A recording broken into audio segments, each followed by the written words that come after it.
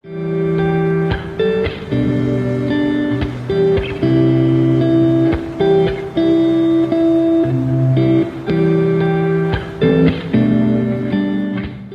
everybody, this is Perch, and I recently went back and read Infinite Crisis. And Infinite Crisis was an interesting comic because they had led up to it a little bit with Countdown, I believe. But there was a couple books that they put in there, and then there was some other those when they were doing some weekly stuff. But I read through this. I'm slowly reading through all the different crises and all the different events. I read through Blackest Night. It's amazing how well that comic holds up. Blackest Night.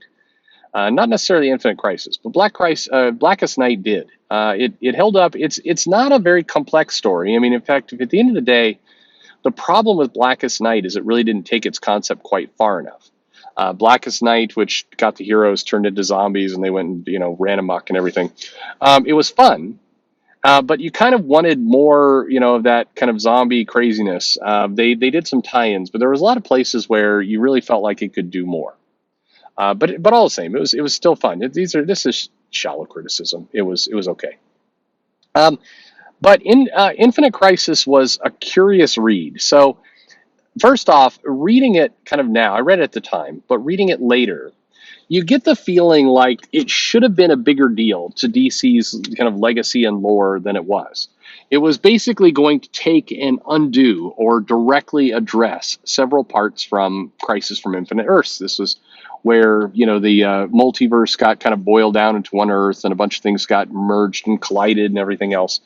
But there are a bunch of aspects of it that just didn't feel quite. I don't know. It didn't have the gravitas, I guess, is the best way to put it.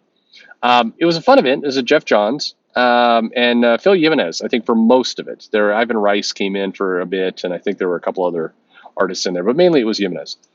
And it was a good spectacle of the DC universe. There were some interesting aspects of the crime syndicate coming in and murdering a bunch of heroes and all the rest. But fundamentally, at the core of this issue, or the core of the series, Alexander Luthor, and then the Superman from Earth 2, and the Lois Lane from Earth 2, and Superboy, who was kind of from Superboy Prime, as he ultimately got called.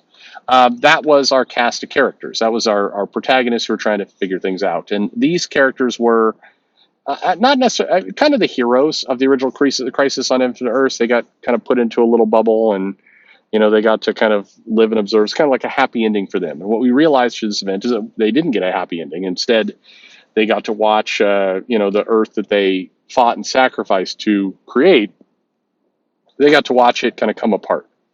And part of the commentary there was that a lot of the heroes were becoming darker and grittier. So it was this commentary on the 90s and kind of these, these moments where heroes started dealing with murder. The tipping point for some of this was that Wonder Woman had killed Max Lord, had snapped his neck. And then at the same time, Batman was spying on the Justice League, which you kind of always doing, but that kind of had come to a head. I think Identity Crisis came before this, as I recall, and that also kind of led to kind of some of the darkness. And so this was DC in some ways kind of trying to acknowledge the darkness and also put it back in the bottle a little bit. They revealed through the course of the events that, in some cases, it was never entirely clear how much, and they kind of soft pedaled that a little bit. Several of the events were manipulated by Alexander Luthor, Superboy. They were, getting the heroes to act in ways they didn't normally. I believe they did undo the Wonder Woman snapping the neck. And reading it now, having gone through Heroes in Crisis and Wally West, snapping and becoming a mass murderer via Tom King, and then after the fact, they revealed that no, he was actually kind of controlled by somebody, and it was he was influenced to do this. You realize that DC's been doing this gimmick for a while now, which is they get something dark and kind of gritty, they do it to pop some sales, people like it, and then a couple of years later, they're like, oh crap, we need to, do something nice for the fans who aren't into dark and gritty. So let's just say that the dark and gritty was part of a spectral manipulation. And it feels like we're getting that with the kind of retcon of Pariah with Dark Crisis, is that he was actually manipulating several events. They didn't play out the way it's this way of kind of letting things get out of the bottle, then putting it back in the bottle, then letting it get out of the bottle again, then putting it back in the bottle. It just goes around in a loop. It's it was funny. This is a series where Superboy ultimately snaps, kills Connor, and then he gets trapped on Oa, and he carves the Superboy logo into his bloody skin. It's a good way to get hepatitis, is all I'm saying there. But it was a very I don't know. What struck me about this event is Jeff Johns was hitting a lot of kind of classic event notes. You read it, you kind of enjoy the spectacle of everything that's happening. There's some meta commentary there on kind of dark grittiness and what it means for heroes, and do they actually mean to behave this way, which we saw play out again in Doomsday Clock, and again in even in death metal. There was some of this. Again, DC seems trapped in this. Let's do something crazy, and then let's tell everybody why it's not crazy, and it feels like a constantly spinning loop. That was the surprising part to me with Infinite Crisis, is how much of it felt like it was a story on repeat. It was something we've already heard before. It was amazing to me how many of those beats are the exact same beats, and is this just the trick that sometimes is laid out for the readers, which is to say, hey, we're going to take those things that felt like, we're going to shock you by the superheroes doing something radically out of character, like Wonder Woman grabs Maxwell Lord and snaps his neck. And that's not what Wonder Woman should do. And then there's going to be fallout from that. Superman's going to be pissed at her, and Batman's not going to trust her, and the world's going to be like, oh my God, I can't believe she killed that guy. And then, she's going to have this kind of bitter turn where she's angry about it.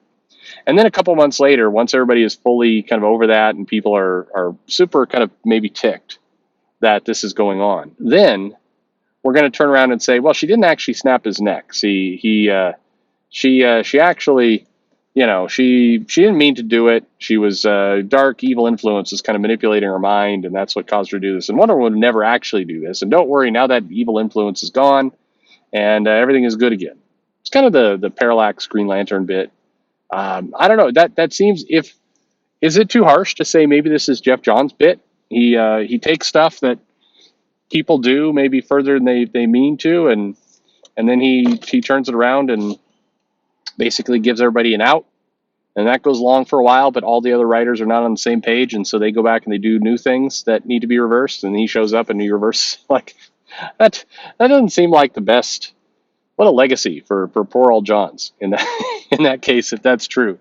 I don't know. I like Johns as a writer, I absolutely do, but it just strikes me how much of his career has been taking bad things that have happened and then trying to explain why they didn't actually happen. And don't worry, everything's good now. And hope and optimism, right? That's kind of how Infinite Crisis ends to some extent. It's like, hey, now we have hope and optimism again. It'll be great. It's like, and then, the New 52 hits, and then he has to come back to Rebirth. And I don't know. He's very good at tugging at the heartstrings of, not exactly nostalgia, but nostalgia for an innocent time where the heroes are just heroes. But reading through it again, I take a chance, if you would, go read through Infinite Crisis again, see if you get the same impression, which is to say, hey, a bunch of very dramatic things are going to happen, and maybe we're going to kill off some stuff, and maybe we're going to have some people who are really angsty about their kind of evil master plan, and at the very end, we're going to kind of try and sort some of the heroes out again, so they're heroes again. And you start to wonder, like, why doesn't DC just kind of keep the heroes as heroes in the first place? Like, why are we spending so much time going back and forth? I don't know.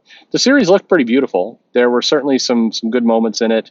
The reveal that these original Crisis of Infinite Earth characters who went off to have their happy life do not get their happy life, and they're disappointed in what the universe had become, is an interesting gimmick. That was an interesting trope, and it was fun to read.